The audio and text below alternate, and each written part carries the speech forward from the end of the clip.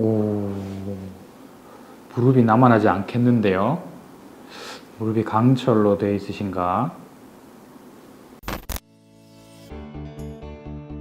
우리가 무릎 통증을 예방하기 위해서는 운동이 가장 중요합니다. 우리가 무릎을 안전하게 사용하기 위해서는 제일 중요한 근육이 허벅지 근육이 가장 중요합니다. 무릎을 움직이는 근육이 가장 직접적으로 왔다 있고, 허벅지에서 우리 상체에서 내려오는 무게 하중을 많이 견뎌주기 때문에 그런데요. 허벅지가 제대로 기능을 하지 못한다면 무릎 관절에 직접적으로 하중이 전해져서 연골판이 빨리 따라 퇴행성 관절염이 빨리 오게 되죠.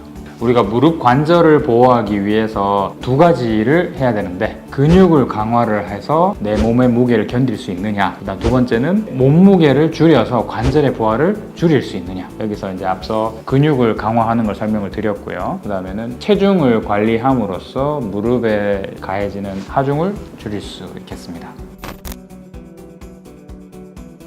더 빨리 올 수 있고 더 걸릴 확률이 높겠죠. 그래서 과체중인 경우에는 운동을 하기가 굉장히 어렵습니다. 제일 먼저 할 수 있는 거는 수영장에서 물의 부력을 이용해서 몸무게를 먼저 줄여주는 게 제일 좋죠. 우리가 나이 드신 분들이나 아니면 너무 과체중인 분들이 무릎의 부하를 줄이면서 운동을 할 수 있는 가장 좋은 운동이 수영입니다. 수영을 통해서 어느 정도 근력을 확보를 하고 어느 정도 체중을 조절한 다음에 그 다음부터는 웨이트 트레이닝 같은 직접적인 근육 강화 운동을 하시는 게 좋습니다. 우리가 무릎 관절이 과도하게 접히거나 펴지거나 아니면 무릎이 움직일 수 있는 범위를 넘어서는 행동을 하는 게 안 좋겠죠. 쪼그려 앉아있는 자세는 무릎에 부하를 많이 주는 운동입니다. 그리고 무릎을 과도하게 펴는 행위도 무릎 입장에서는 무리가 될 수 있겠죠. 그리고 양가 쪽에 무릎의 안측, 바깥측에 있는 측부 인대가 너무 자극을 받을 수 있는 무릎의 관절 운동을 하지 않는 것도 중요합니다.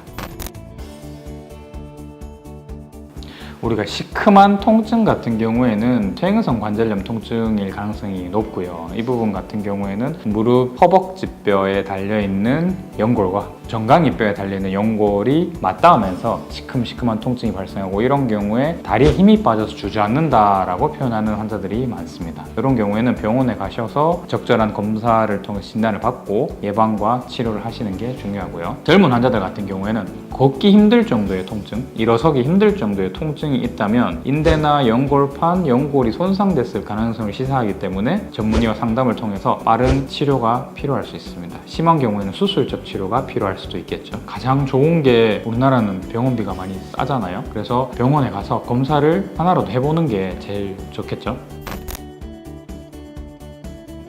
우리 경증 같은 경우에는 약물 치료, 그 다음에 물리치료 이런 식으로 치료를 할 수도 있는 경우가 있고요. 통증이 좀 심한 경우에는 주사 치료를 통해서 통증을 직접적으로 억제하거나 아니면 염증을 줄여주는 주사를 줄 수도 있고요. 그 다음에 예방 목적으로 연골 주사를 무릎에 직접적으로 하는 경우도 있습니다.